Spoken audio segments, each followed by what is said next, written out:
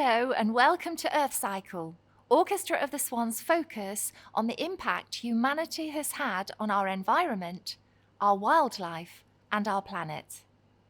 We hope, by illustrating messages through words, images, and music, we can help you to reflect on this impact and show how even a small change in our behaviour can bring about great changes for the better. Throughout the video, we are featuring the music of the composer Antonio Vivaldi and one of his most famous works, The Four Seasons. This piece was written between 1718 and 1720, and as the title suggests, each movement is inspired by the changing seasons.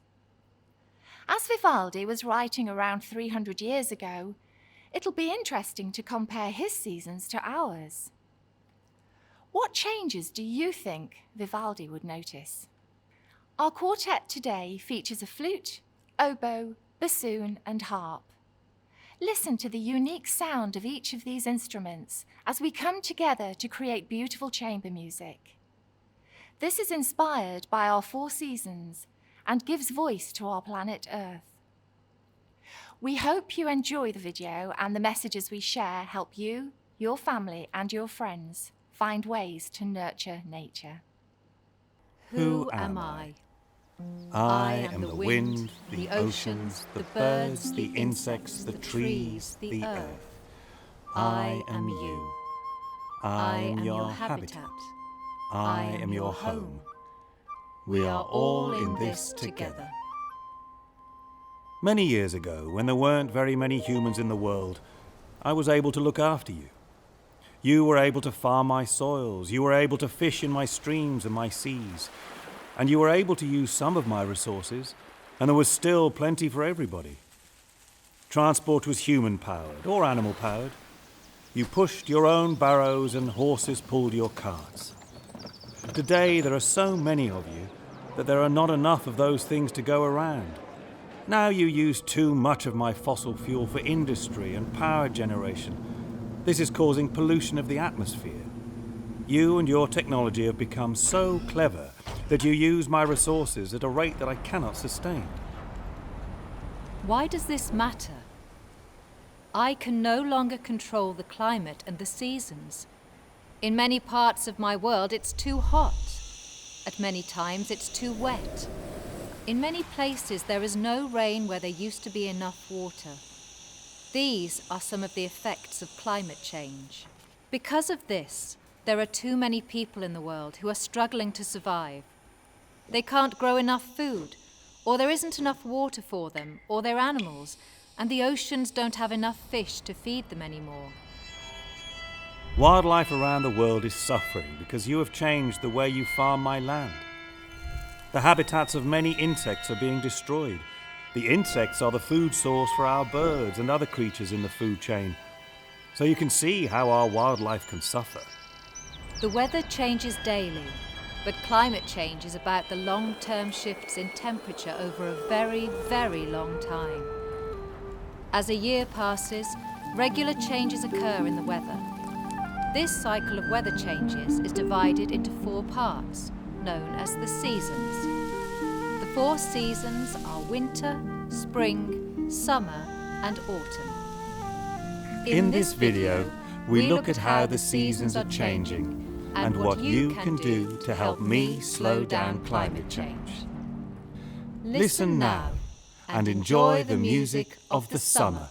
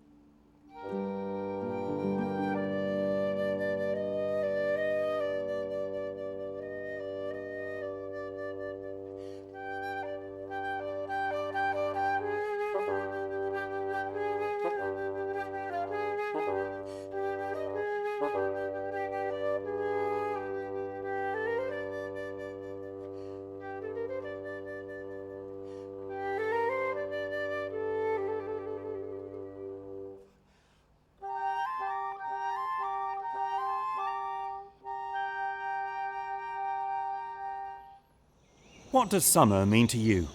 Long, hot, sunny days, spending time in the park, beach holidays and seaside trips, and ice cream too, of course.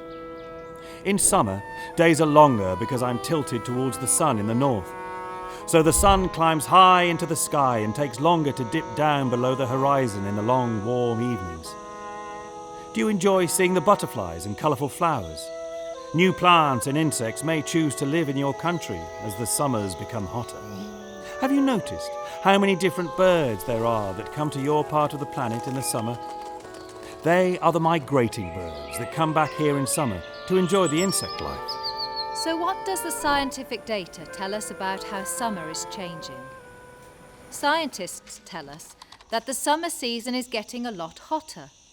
It is so much hotter that in some areas any rain that falls evaporates very quickly. It dries up in the sun. This means there is less water for plants. Plants don't grow so well, and some of our food does not produce the amount that we need to feed ourselves. Plants that are growing with less water will also have less nectar in them for the insects that depend on this source of food. Have you noticed how some ponds dry up quickly in the summer? This means that the creatures that live in the pond or depend upon the water in the pond are in trouble. And if they are in trouble, then the birds and other animals that depend on these creatures are in trouble too. Have you ever seen a freak hailstorm where the hailstones are the size of ping pong balls? These storms can also happen because of the changes in the weather patterns. There are times when I cannot control the heat like I used to be able to. Extreme heat is very uncomfortable. There are many people who find the high temperatures to be a real problem for their health. Extreme heat and lack of rain can lead to wildfires happening too often. These fires can burn huge areas of woodland and open landscape. When these fires rage out of control, the animals and insects in these areas suffer enormously. What can you do to help us work together to look after our planet in summer? One of the most important things that you can do is look after the rainwater that falls on the land. Can you find ways to capture the rainwater? For example, in water butts, to water your gardens, or make a pond to help wildlife and keep it topped up with water from the roof of a building. If you see a dripping tap or a water leak, ask your school or families if these can be fixed. At home, you can have short showers instead of a bath to save water. Another thing that you can do is look at all the ways in which you use transport. This includes what your families choose to buy in the supermarkets. Can you buy locally grown food to reduce the food miles? That is the distance the food has to travel before you can buy it. Can you grow some more of your own food, so no food miles at all? Do you have an allotment at home or school? Can you start one or even grow a few vegetables in a window box or tub? A lot of food is wasted. So, can you take a look in your supermarket and see if they provide some less than perfect vegetables and fruits, which are just as good as the perfect ones, and avoid these being thrown away.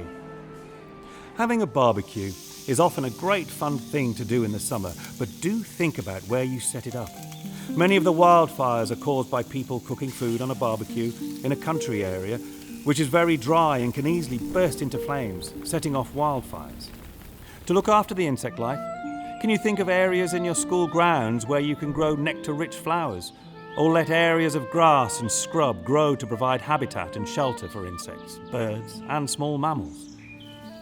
To help wildlife, keep a water bath clean and topped up in your garden and school grounds. There's lots to enjoy about summer, but please do remember that you can help me to help you and the wildlife to enjoy this world and keep it safe for generations to come.